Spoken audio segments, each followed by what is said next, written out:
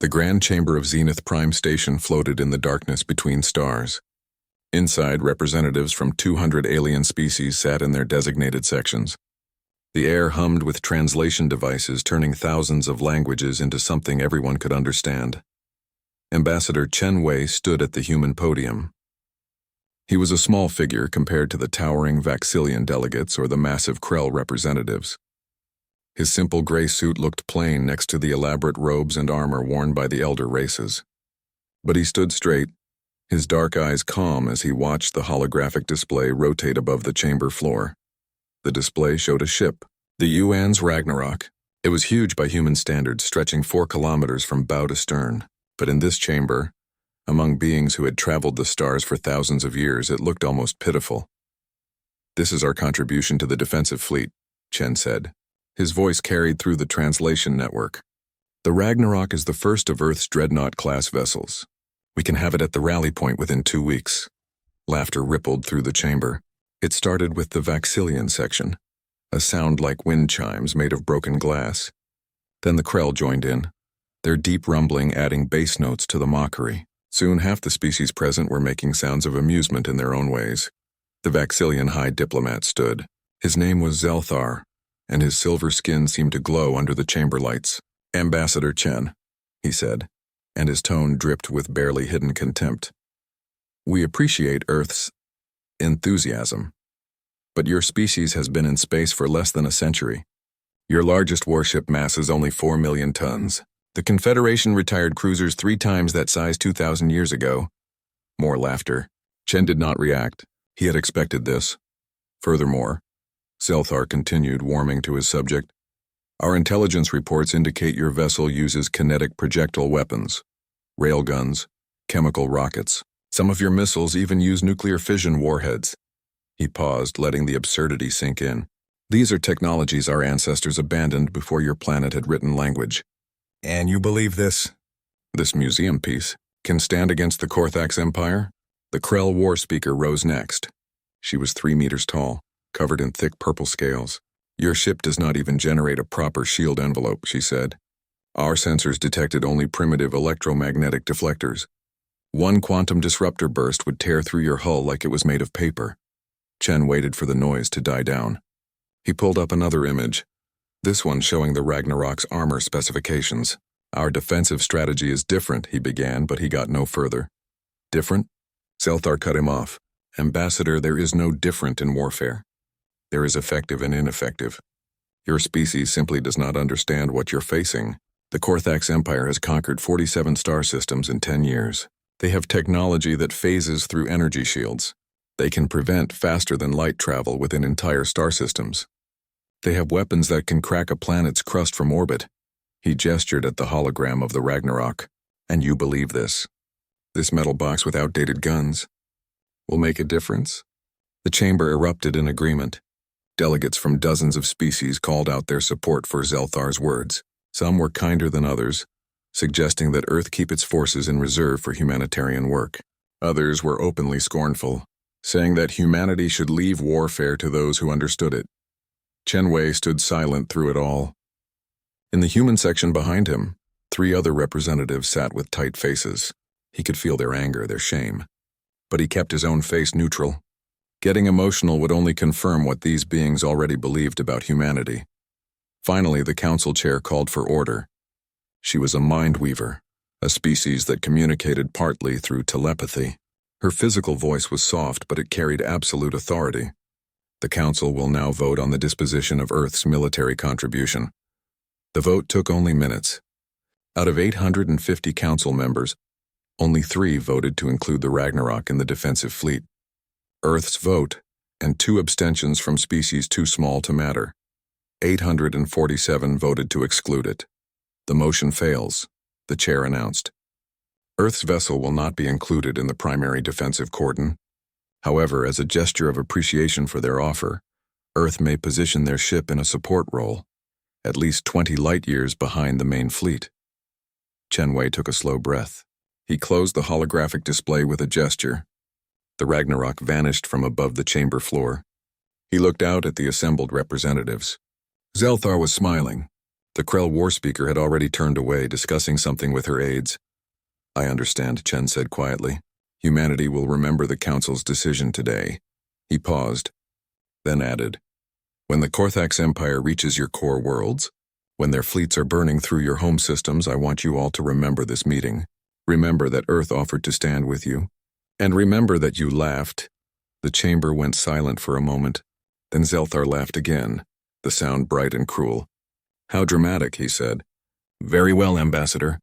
We will remember. Enjoy your museum ship.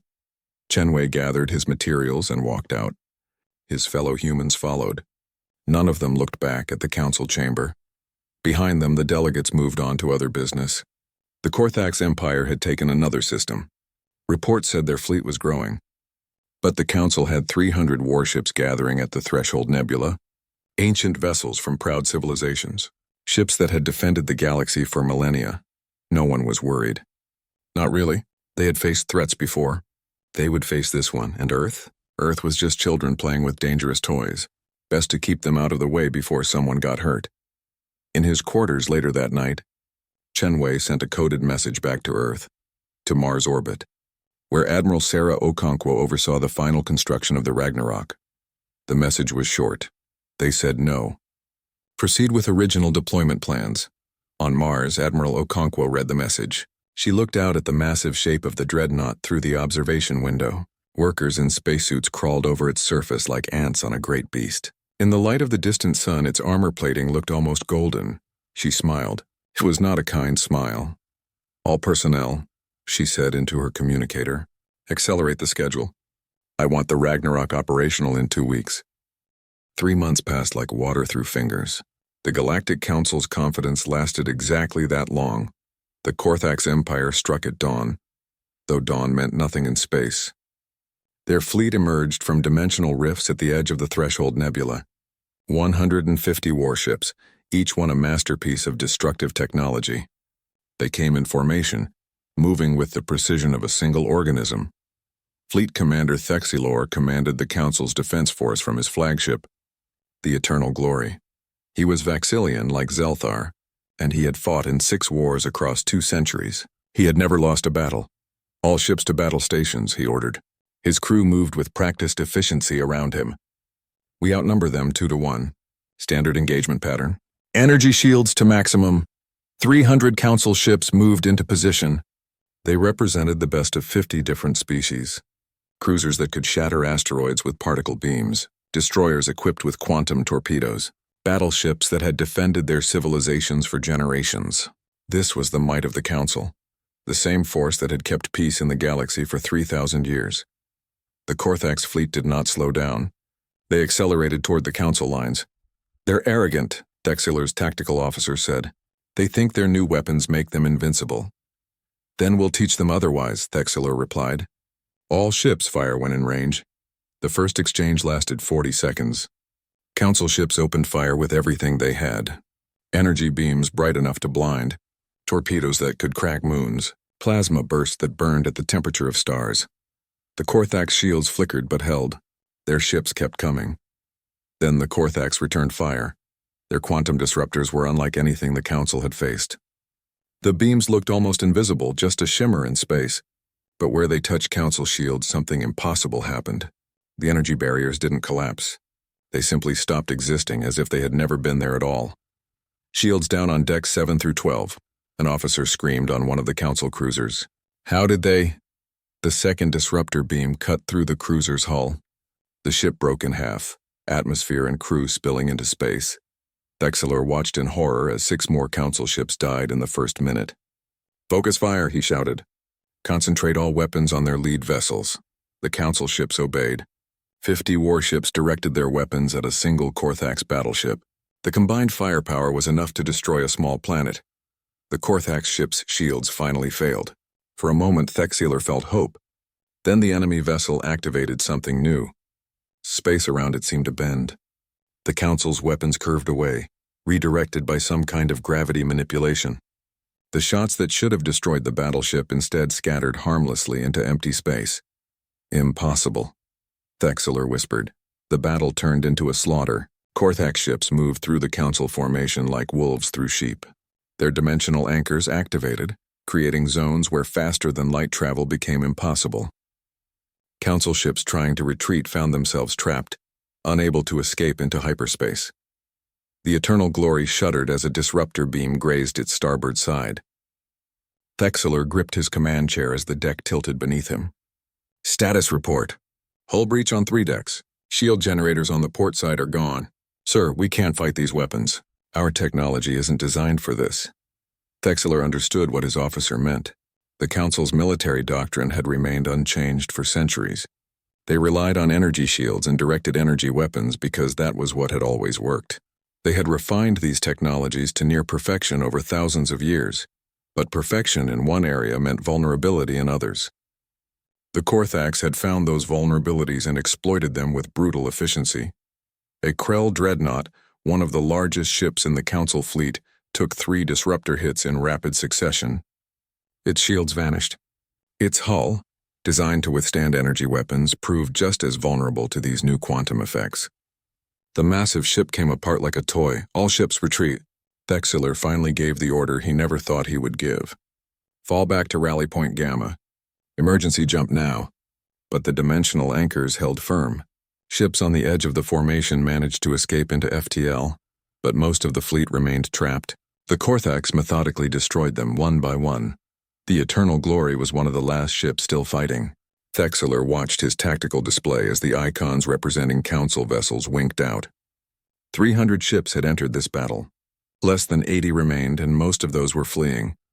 Sir, we have a jump solution, his navigator said, but it'll take us through the edge of the anchor field. The ship might not survive the stress. Do it, Thexler ordered. Send a message to the Council first. Tell them. He paused, searching for words that could describe this catastrophe. Tell them we've lost.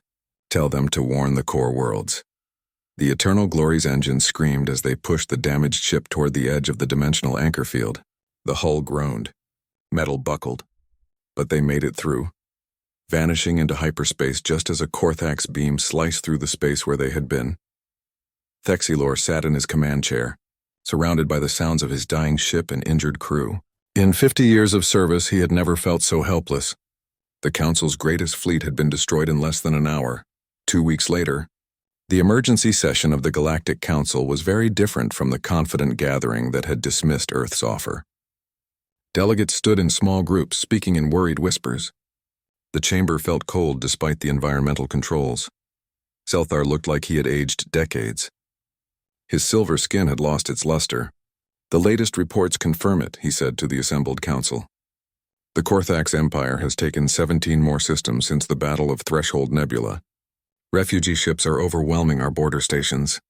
Conservative estimates suggest 50 billion beings are now displaced. What are our military options? The Mindweaver chair asked.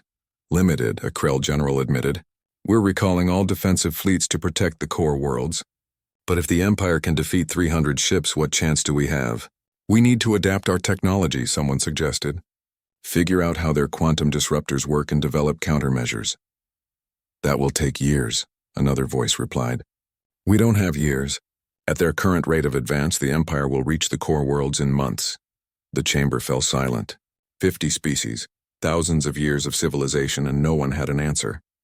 Ambassador Chen Wei stood. Every eye in the chamber turned to him. He looked tired. He had not slept well since receiving the news of the battle.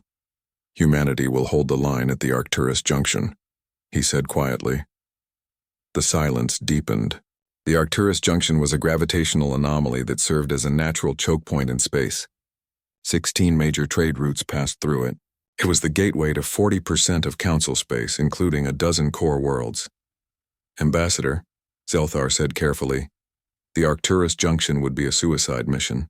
Even with a full fleet, we're not sending a full fleet, Chen interrupted. The Ragnarok and 12 escort ships. That's what we have ready. 13 ships? The Krell general's voice was incredulous. Against the Korthax Empire? Yes. Ambassador Chen, the Mindweaver chair said gently, we appreciate your courage, but this is suicide. Your ships will be destroyed and the Empire will continue. At least preserve your forces for— No. Chen's voice was firm. Earth will hold the line. Alone if necessary. He looked around the chamber. 3 months ago you laughed at us. You said our technology was primitive. You said we didn't understand warfare. He paused. Maybe you were right. But we understand something you seem to have forgotten. What's that? Someone asked. Sometimes the old ways work. Chen Wei walked out of the chamber without waiting for dismissal. Behind him, the council sat in stunned silence.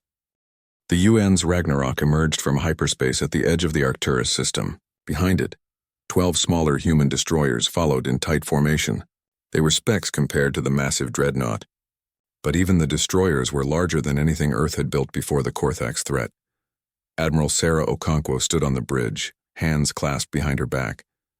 She was 53 years old, with gray threading through her black hair. She had spent 30 years in Earth's Navy, most of it in space. She had fought pirates in the asteroid belt, commanded peacekeeping missions to Mars colonies, and trained countless officers. But she had never fought a real war. None of humanity had, not in space. They were about to learn. All stations report ready, Admiral, her tactical officer said. Lieutenant Park was young, only 26, but his hands were steady on his console. Deploy sensor drones, Okonkwo ordered. I want to know when the Empire arrives. Helm, position us at the center of the junction. If they want to get through, they'll have to go through us. The Ragnarok moved into position. In the distance, Arcturus Station broadcast emergency evacuation orders. Civilian ships scattered like frightened birds fleeing to safety. Admiral, we're receiving a transmission from Council observers, the communications officer said. They want to know if we need support. Tell them to stay clear, Okonkwo replied. This is a human fight. The wait lasted 6 hours.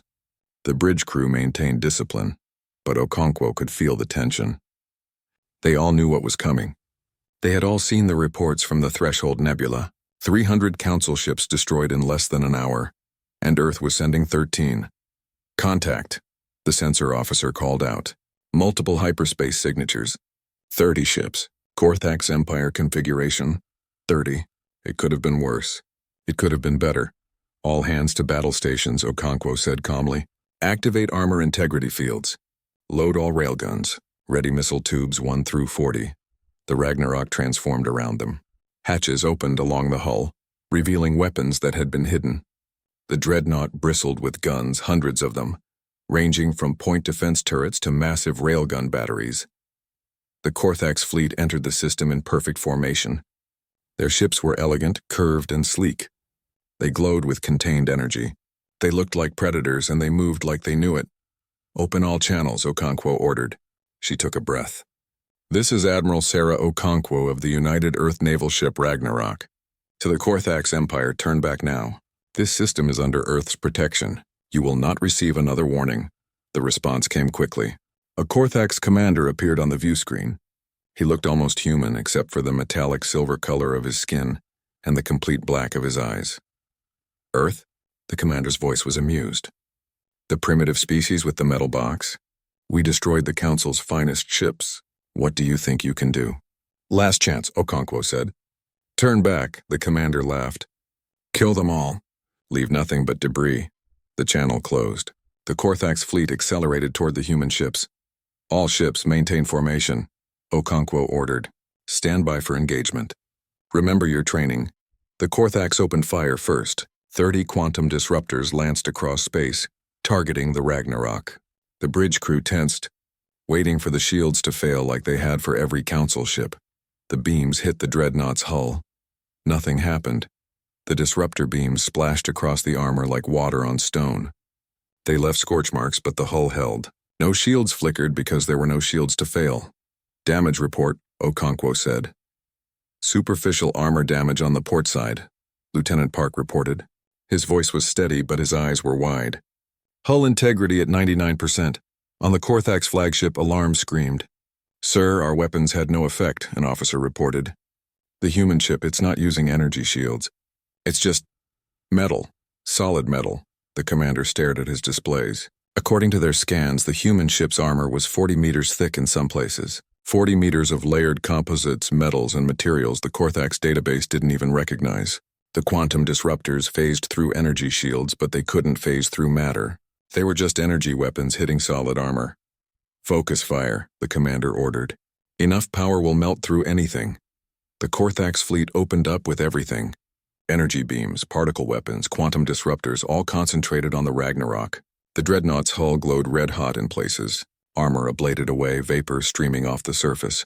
But the ship kept coming. It advanced directly toward the Korthax formation. Not dodging, not evading, just moving forward. Armor damage increasing, Park reported. But we're still at 85% integrity. The ablative layers are doing their job. Good, Okonkwo said. Bring us to firing range. Target their lead ships. The Ragnarok closed to 10,000 kilometers. At this range, the Korthax could see every detail of the human ship. It wasn't elegant or sleek. It was brutal, functional, covered in weapons and armor plating. It looked like what it was. A machine built for one purpose. All railgun batteries. Okonkwo said quietly. Fire. The Dreadnought opened fire. The railguns used magnetic acceleration to fire solid projectiles at 15% the speed of light. Each round was a tungsten steel penetrator weighing several tons. The Ragnarok carried hundreds of these guns. The first salvo hit 3 Korthax cruisers simultaneously. The Korthax shields were designed to dissipate energy. They could handle particle beams, plasma bursts, even quantum disruptors, but they had no defense against solid matter moving at 45,000 kilometers per second. The first cruiser's shields flickered briefly, then failed. The railgun rounds punched through the hull like it was made of paper. They entered through the bow and exited through the stern, each one creating a perfectly round hole 10 meters wide. Atmosphere vented. Internal bulkheads collapsed. The ship broke apart into 3 pieces. The second cruiser tried to dodge, but at this range there was no time. 5 rounds hit it in rapid succession. It simply exploded, overwhelmed by the kinetic energy. The third cruiser's captain tried something clever. He activated his dimensional drive, trying to shift his ship slightly out of normal space. The railgun rounds passed through where the ship had been, but the human destroyers were ready. They fired missiles, old-fashioned chemical rockets with nuclear warheads. The warheads detonated close to the Korthax cruiser. Nuclear fire washed over the ship. The dimensional drive couldn't protect against that. The cruiser's hull buckled, systems failed, and it went dark. 3 down, Park reported. 27 remaining. The Korthax commander stared at his display in disbelief. 3 ships destroyed in seconds. By primitive weapons that shouldn't work. By technology the Council had abandoned. All ships, evasive maneuvers, he ordered. Don't let them target you. Use dimensional anchors, stop their retreat. But the human ships weren't retreating. They were advancing. The Ragnarok fired again, its railguns tracking new targets with brutal efficiency. More Korthax ships died.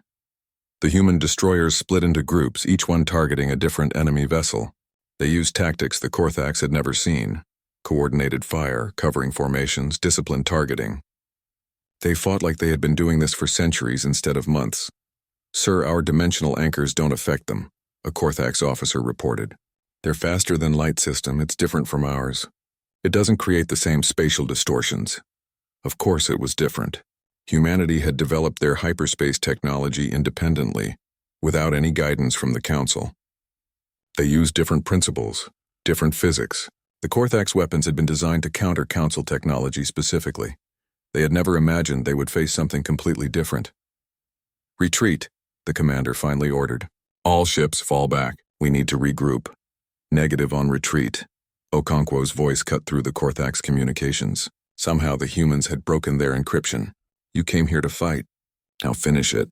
The Ragnarok accelerated, closing the gap. Its railguns fired continuously now, creating a wall of hypersonic metal. Korthax ships tried to flee, but the human destroyers were faster. They herded the enemy vessels back toward the Dreadnought. The battle lasted another 20 minutes. When it was over, 30 Korthax warships lay dead in space. Some were broken in half. Some were just debris fields. A few still had power but were too damaged to move, their crews abandoning ship. The Ragnarok hung in space among the wreckage, its armor scarred and glowing but intact. The human destroyers circled like wolves, searching for any remaining threats. Status report, Okonkwo said. All human ships operational, Park replied. Minor damage across the fleet. No casualties. Admiral, we won, Okonkwo nodded slowly. Around the bridge, her crew started to realize what they had done. Cheers erupted. People hugged each other. But Okonkwo just looked at the wreckage on the main screen. 30 ships, probably 10,000 beings, all dead because their empire had underestimated humanity. News of the Battle of Arcturus Junction spread across the galaxy faster than light itself. What humanity had done was impossible, according to every military doctrine the Council knew. 13 ships had destroyed 30 Korthax vessels without losing a single one. The Council's emergency session lasted 3 days. Delegates who had laughed at Earth's Dreadnought now begged for information about its design. They wanted to know how the armor worked, how the weapons functioned, how humanity had found weaknesses in Korthax technology that no one else had seen. Ambassador Chen Wei stood before the Council again. This time no one was laughing. The Galactic Council formally requests that Earth share its military technology, Zelthar said. He looked uncomfortable making the request. We understand that we misjudged your capabilities. We were wrong, but the Empire is still a threat to all of us. If we could integrate your defensive systems with our vessels— No, Chen said simply. The word hung in the air. Zelthar blinked, confused. Ambassador, surely you understand. 3 months ago we offered to help, Chen interrupted. You voted 847-3 to exclude us. You said our technology was primitive. You said we didn't understand warfare. He paused. You were right about one thing. We didn't understand warfare the way you do. We still don't. But we understand our own way, and that's enough. So you'll just let the rest of the galaxy burn? Someone shouted from the Krell section. Chen turned to look at them.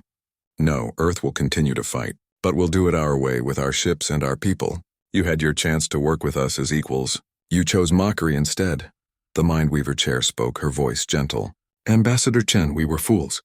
We admit this freely, but pride should not stand in the way of survival. If the Council falls, Earth falls with it. The Empire won't stop. Chen was quiet for a moment.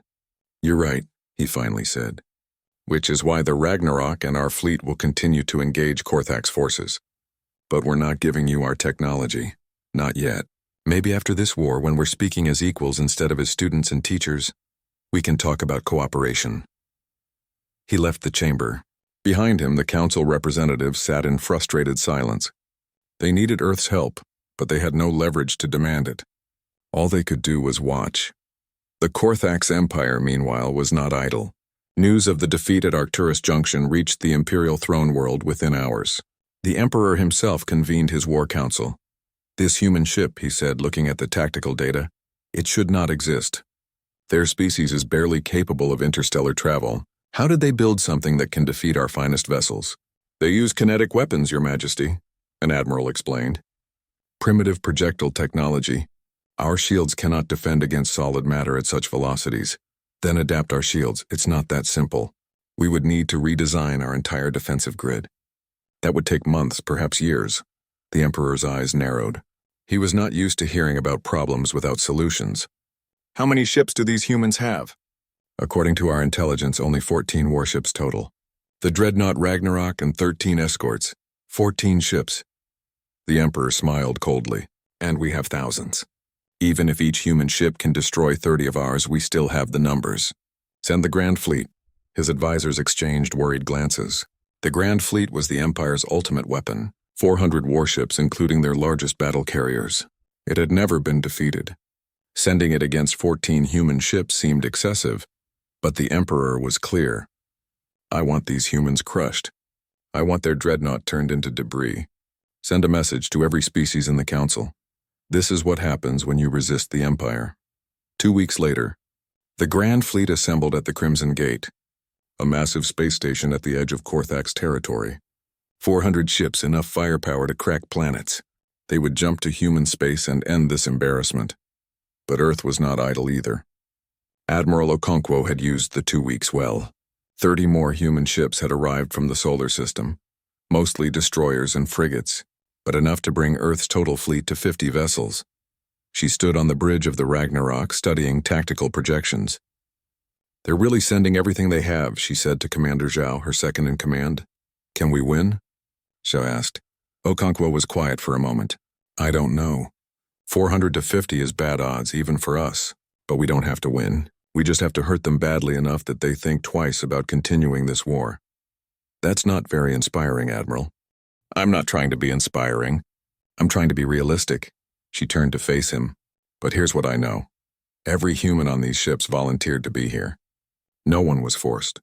We all understood the risks. That gives us an advantage no empire can match. The Grand Fleet arrived in human-controlled space with all the subtlety of a hammer. 400 ships emerging from hyperspace created gravitational distortions that could be felt on nearby planets. They formed up in a massive sphere formation, with the battle carriers at the center. The human fleet waited for them, 50 ships with the Ragnarok at their head. They looked tiny compared to the Empire's might.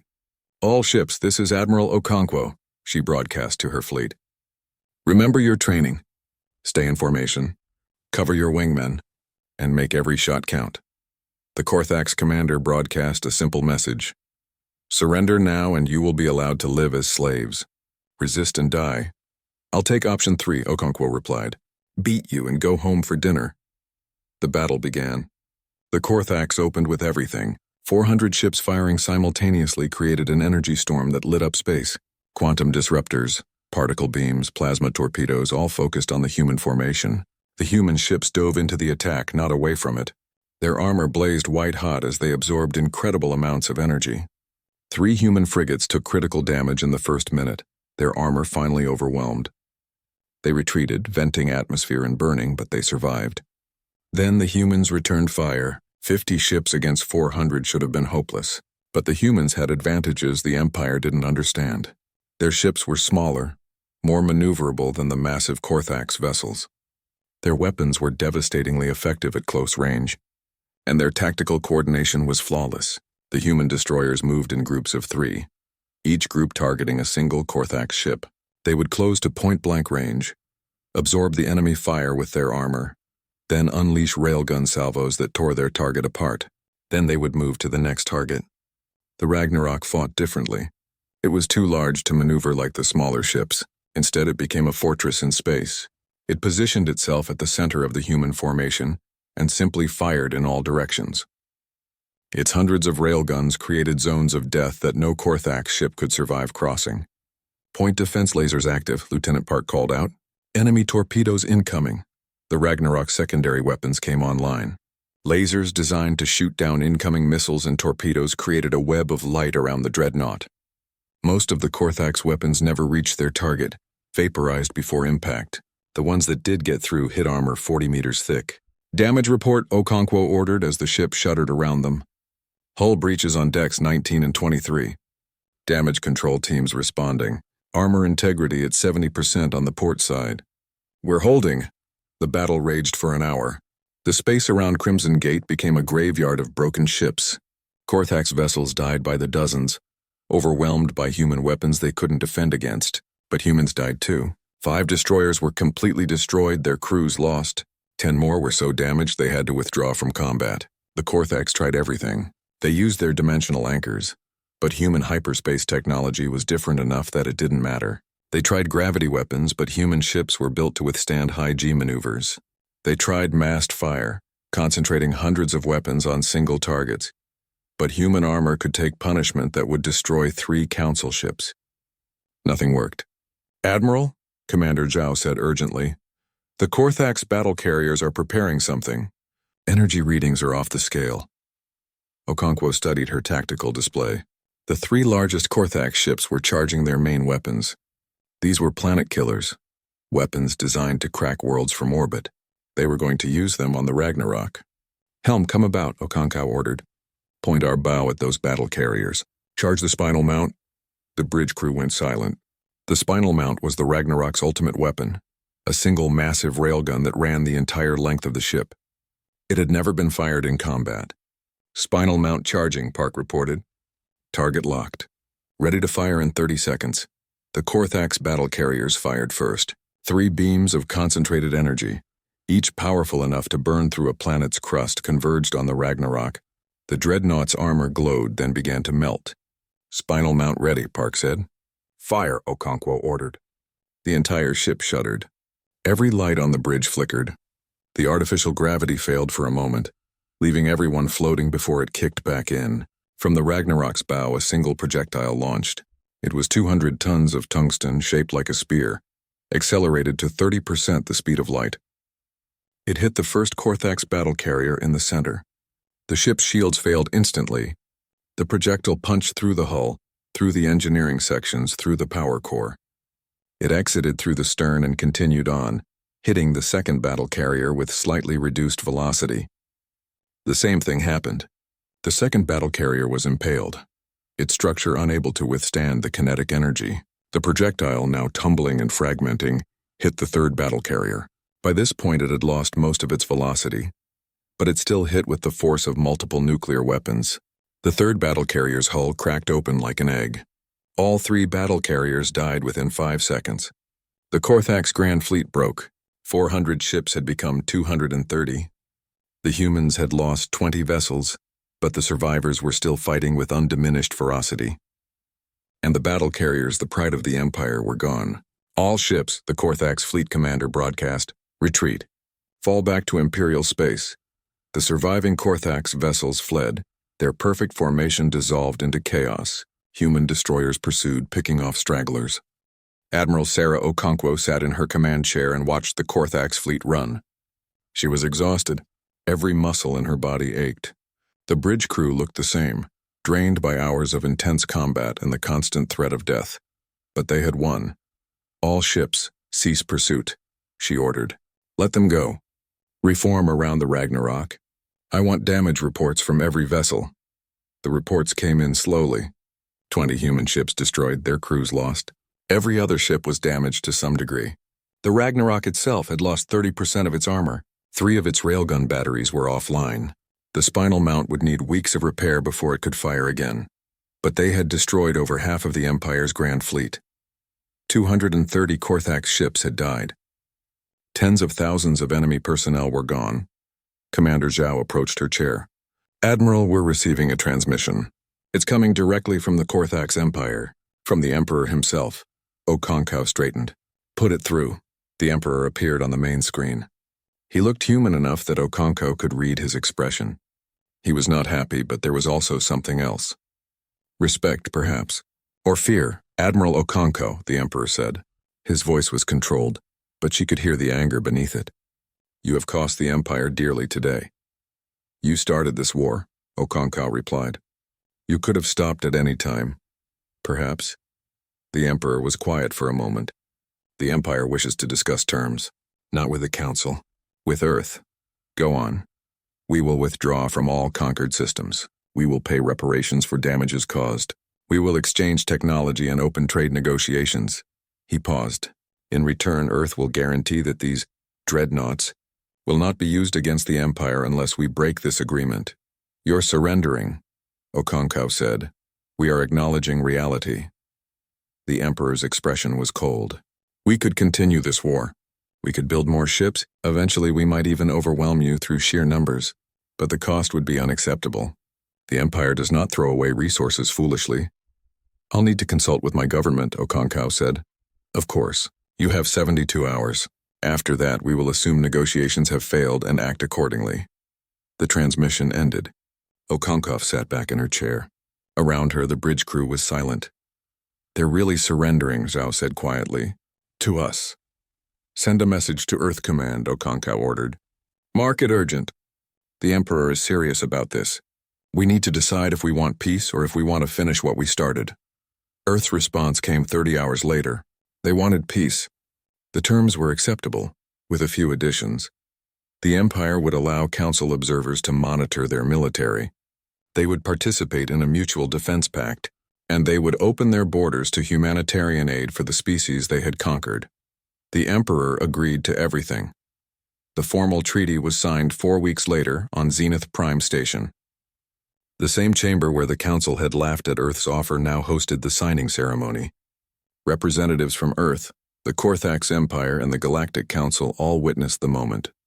Ambassador Chen Wei signed for Earth. His hand was steady as he wrote his name on the digital document. He looked up at the assembled delegates, many of whom still seemed shocked by what had happened. The Galactic Council formally apologizes to the people of Earth, the Mindweaver chair said. We underestimated your capabilities. We dismissed your offers of assistance. We were wrong, and we have learned from our mistake. Chen Wei nodded. Apology accepted.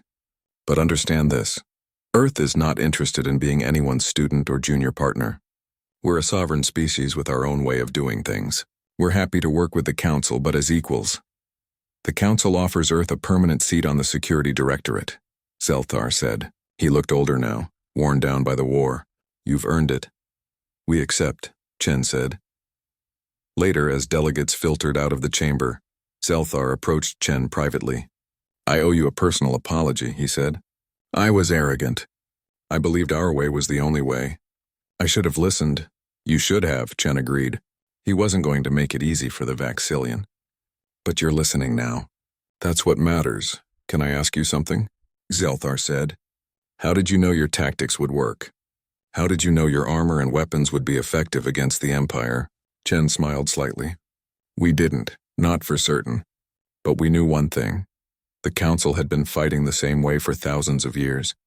Energy weapons against energy shields. Sophisticated technology against sophisticated defenses. We figured the Empire probably developed their weapons to counter that specific approach.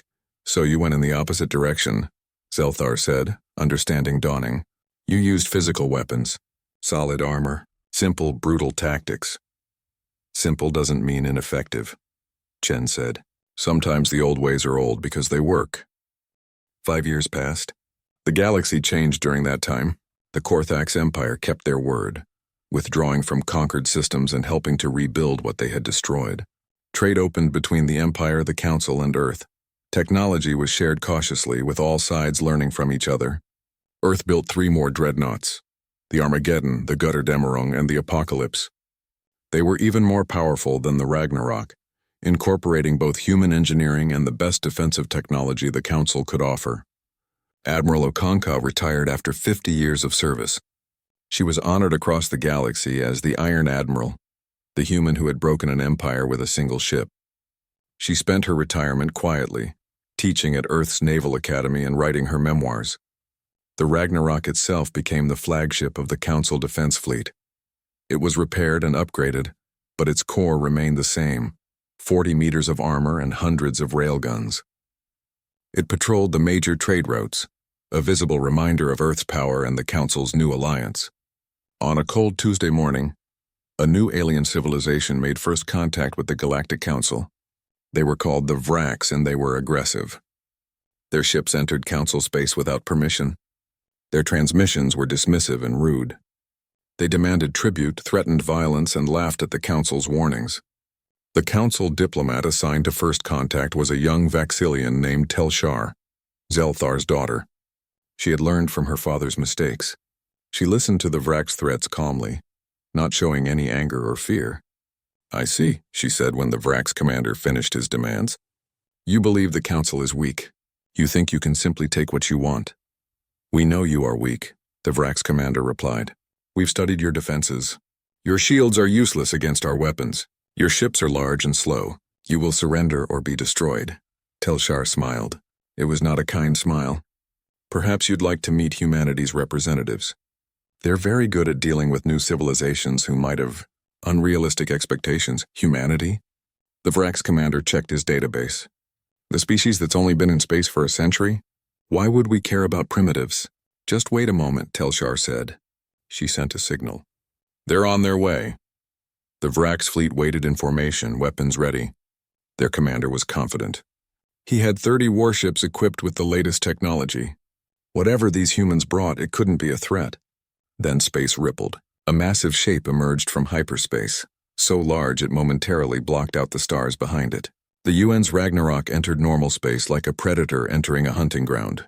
The Dreadnought's hull was scarred from dozens of battles.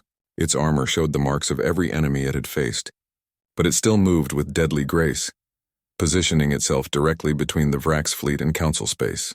This is the UN's Ragnarok, a voice broadcast on all frequencies. You are in violation of Council space. You have one chance to withdraw peacefully. The Vrax commander studied the human ship. It was huge, yes, but it was just one vessel. He had 30. He opened fire.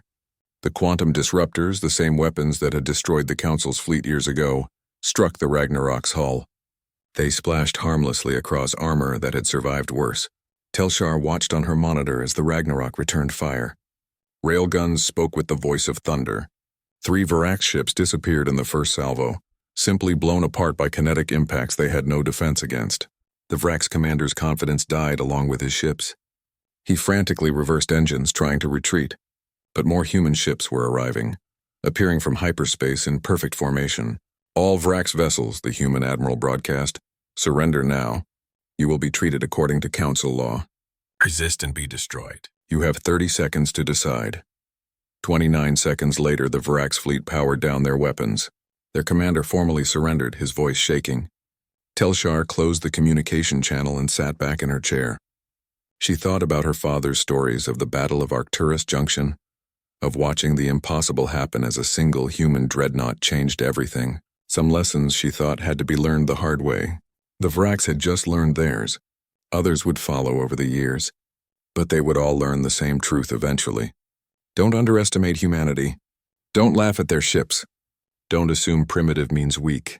Because somewhere in human space there was always another dreadnought being built, another admiral training another crew, another group of humans who remembered what warfare really meant.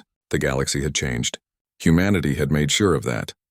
Telshar opened a channel to the Ragnarok. Thank you, Admiral. As always, humanity's timing is perfect. The human admiral laughed. We aim to please, Diplomat Telshar.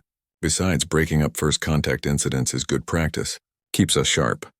I suppose it does, Telshar agreed. She looked at the surrendered Vrax fleet, at the wreckage of the 3 ships that had chosen to fight. Your species really does have a gift for first impressions. We learned from the best, the Admiral replied. After all, the Council taught us what not to do. Telshar smiled. Her father would have hated that comment once. Now he would have laughed. The galaxy was better for humanity's presence, she thought. Rougher, maybe. More dangerous in some ways, but honest, real. No one underestimated threats anymore. No one assumed their way was the only way. And floating in space above her, the Ragnarok maintained its watch, a monument to the simple truth that sometimes the old ways still worked best.